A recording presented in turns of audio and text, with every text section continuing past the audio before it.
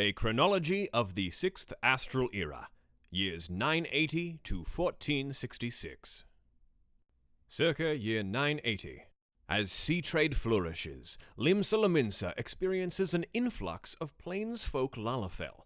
Significant numbers of Hure Midlanders and Makote Seekers of the Sun also come to the city, some in search of a free life, others abducted by and assimilated into pirate bands, and its populace grows ever more diverse. Year 991. Agatsar announces the first Trident, a contest among the pirate powers that will henceforth serve to choose future admirals of Limsa. Year 992. The first Trident is held, and its victor inaugurated as new Admiral of Limsa. Circa year 1000. Ul'dah first enlists the aid of Rogadin and Highlander sellswords in their continuing war against Sildee. Circa year 1020. The Ixal incur the wrath of the elementals and are cast out of the Black Shroud. The tribes migrate to Zelphatol, east of Abalathia's Spine. Year 1049. Sahagin marauders assail the pirate ship the Nonsuch in the Indigo Deep. Circa year 1050. Tensions with the Sahagin in the Indigo Deep rise, with reports of wide-scale attacks by the Beastmen on Luminsan vessels, merchant and pirate alike. A pirate crew known as the Sea Spray parley with the Sahagin. The Beastmen agree to an alliance on the condition that the pirates offer sacrifices to Leviathan, and the two parties jointly engage in piracy. Year 1058. The Azure Dragoon subdues a massive dragon in the western highlands of Kurthis, aided by a contingent of mages from the Holy See who spellbind the foe into slumber. The body and limbs of the great worm are enveloped in ash and stone, forming the floating island known as the Dreaming Dragon. Year 1062. Admiral Melvan appoints Ikuku Iku, an arcanist hailing from the South Sea Isles, as an advisor in matters of governance. At the Lalafell's suggestion, Melvan's Gate is established to inspect and tax maritime traffic. Year 1076. After much trial and error, the conjurer Joran successfully communes with the elementals.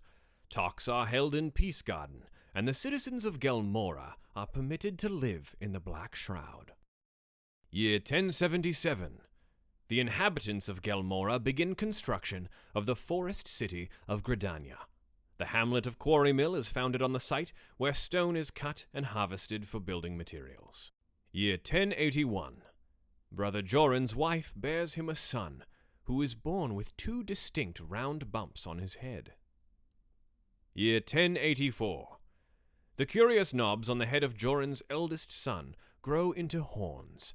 He soon displays an ability to prophesy natural events, great rainstorms, blight in the apple orchards, and a plague of catfish, and is celebrated as a child of the gods. Year 1093. Joran's eldest son stops aging and is feared to harbor an unknown sickness.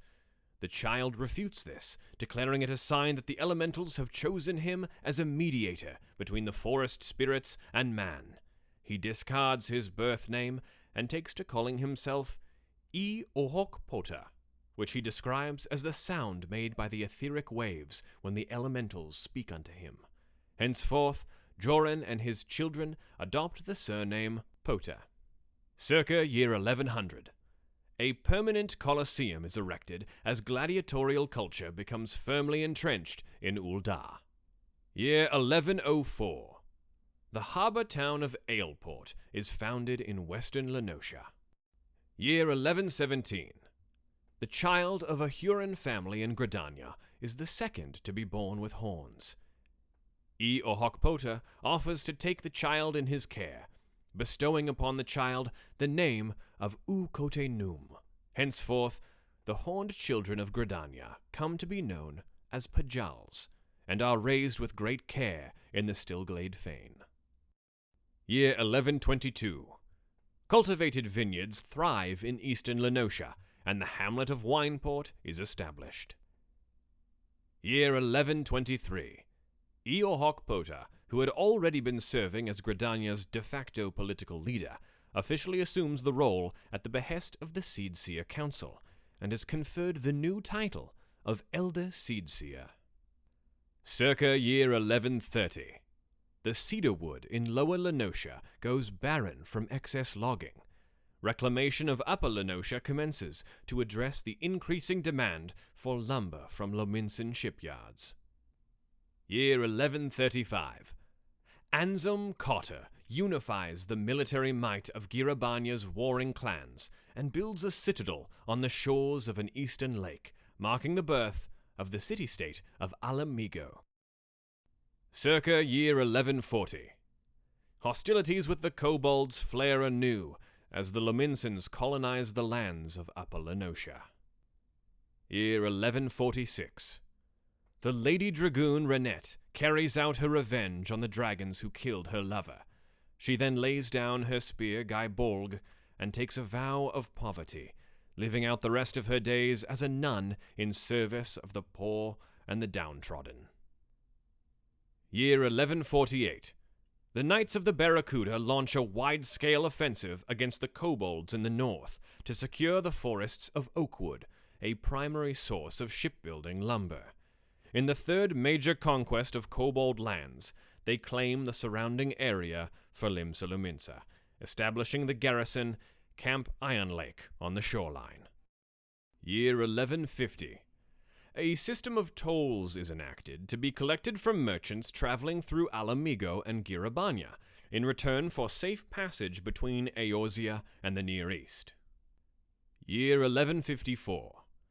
Alamigan pikemen drive out the invading Huron nomads from northern Othard, and tales of their courage and martial prowess resound across Eorzea. Year 1159. Lalawefu Sil Tatawefu ascends the throne in Sildi and increases taxes to spur economic reform. Year 1162. Lalawefu takes measures to secure a stable water source and is hailed by his people as the King of Springs. The act deals a serious blow to Ul'dah as Sildi's water supply is diverted from upstream of their sister sultanate's own reservoir. Year 1177. Lalawefu of Sildi succumbs to illness. A withering drought overtakes Thanalan.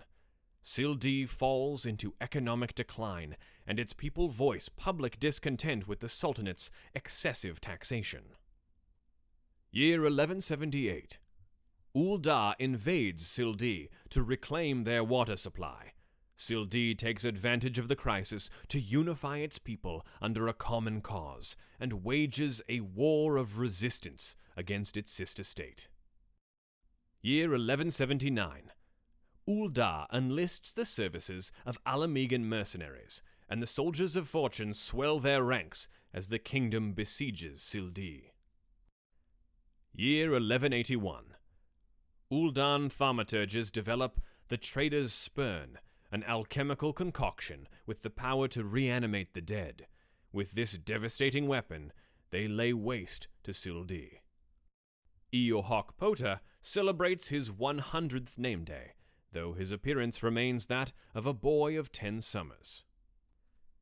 Year 1189. Lady Renette, the former Azur Dragoon, expires in a nunnery at 66. Circa year 1190. After their triumph over Sildi, emissaries from a thriving Ul'dah board Lominsan-built ships and set sail for the Near East to establish trade. With the expansion of maritime trade, the number of Ul'dan merchants taking the land-based eastern trade routes begins to decline, and Alamigo struggles to sustain itself on the meager tolls. Circa year 1200. Piracy enters its golden age, and raids by Lominsan corsairs on merchant ships laden with Ul'dan riches are the order of the day. Ul'dan merchants begin arming their vessels to protect their livelihoods on the open sea, but struggled to fend off the Leminson pirates and their superior nautical aptitude. Year 1221. The pirate king Mistbeard appears on the five seas, his face concealed by a ghastly mask as he unifies several pirate bands under his flagship, the Har. His legend grows as he and his crew plunder the seas with impunity. Year 1224. Sasagan III is imprisoned and ousted as ruler of Ul'dah in a political coup. Baldric Thorn is crowned Sultan, marking the beginning of the Thorn dynasty. Year 1249. Mistbeard is reportedly slain at sea in battle with an armed merchant vessel from the Near Eastern city of Razarhan. Year 1251.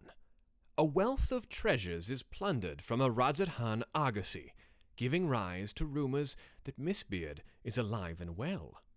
Time and time again the pirate king is reported as dead, only to resurface, leading many to believe the man immortal. Year 1267. Baldric Thorn's only daughter Edvia disappears from the palace. Fearing the worst, the Sultan orders a city-wide search for the princess. The Sultan's sworn eventually discover Edvia with the assistance of a young girl of low birth. The incident would later be remembered as the national holiday, Little Ladies' Day. Year 1270. Ul'dah relocates its capital atop of the ruins of fallen Sildee. Year 1272. The enslaved Hecatonchia giants of Copperbell Mines revolt against their masters when the enchantments on their helms wear off, and the miners force a cave-in of the lowest depths to seal the giants within. The mine is shuttered under the pretense that its veins have run barren. Year 1289. Lady Renette is canonized by the Holy See a century after her death. Unpopular with the clergy for having abandoned her duties as a dragoon at a young age, she is beloved by the common folk for having devoted her life in service of the poor and downtrodden. The See elevates her to sainthood, in what is widely seen as an attempt to distract the public from corruption within the church. Year 1311. Scholars of Sharlayan establish a research outpost in the Dravanian hinterlands for further observation of the ethereal sea. Year 1313.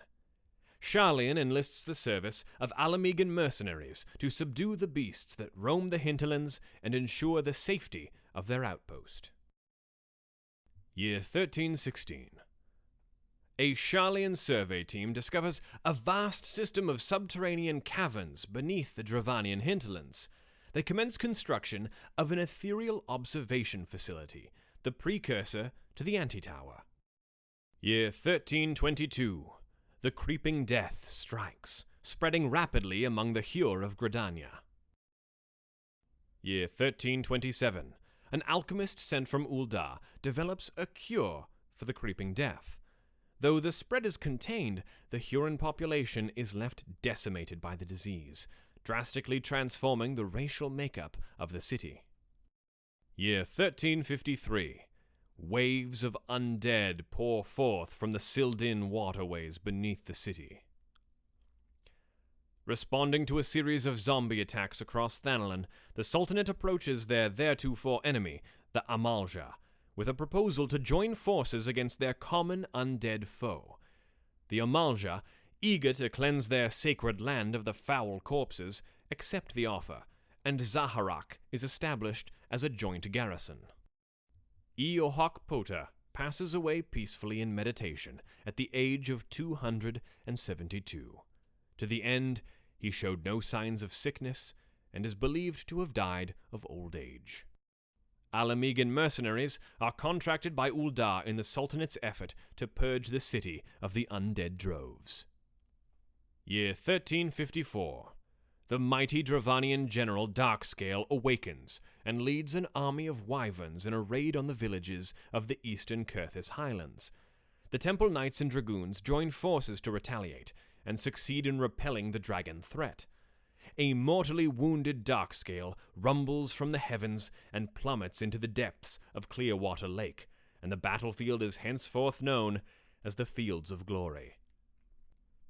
Year 1355. With the aid of the Alamegan mercenaries, the Sultanate at long last is successful in ridding the city of the undead. The royal house of Thorn abdicates the throne and restores sovereignty to the House of Ul, marking the ascension of the Second Ul dynasty. Circa year 1360. The Ixal innovate a method of enclosing cerulean vapors to form floating pouches that can be employed in the transport of heavy cargo. Year 1361. The Forum adopts a proposal to erect a formal city and colony on the site of the research camp in the Dravanian hinterlands. Year 1362. The first wave of settlers from the motherland set out for the Dravanian hinterlands. The Wood Whalers engage Ixal trespassing into the Black Shroud to gather timber, driving them out of the forest. Year 1363. In response to repeated Ixali incursions, the God's Quiver is established to fend off external threats to the Twelveswood. Year 1377. Stonemason Purcell begins work on a statue of Haldreth to be erected in the western highlands of Kurthis. Year 1388. Sasamo Ulsamo fails in her plot to overthrow the ruling Sultana, her elder sister. Year 1406. Stonemason Purcell completes the statue of Haldreth in the Kurthis Western Highlands. Year 1415. Massive deposits of rare mithril ore are discovered in Thanalin, leading to the Mad Mithril Rush and a period of unprecedented economic prosperity. Circa year 1420. The Ixal, having made significant advances in their air bladder technology, invent the first dirigible. Year 1421. Tavern proprietress Amagina recruits a number of her regular patrons to found Amagina & Sons Mineral Concern, a mining interest. Year 1429. The Blacksmiths' Guild is established, that the Lominsan art of smithing may be preserved and its traditions passed down to future generations. Circa year 1440. The Ixal, through technological advances and careful study of the winds, succeed in devising a means to steer their dirigibles at will, though this capacity is limited to certain seasons. They begin outfitting their craft with armored plates for use in battle. Year 1451. The citizens of Gridania incur the ire of the elementals of the Black Shroud, awakening the Green Wrath. A number of their elderly offer themselves in sacrifice to expunge the wood sin, sparing the people expulsion from the forest. Year 1466. The Goldsmiths' Guild of Ul'dah adapts advanced clockwork mechanisms to fashion the first mammoth, a living puppet. The prototype mammoth is named Najing. Next time, years 1468 to 1572.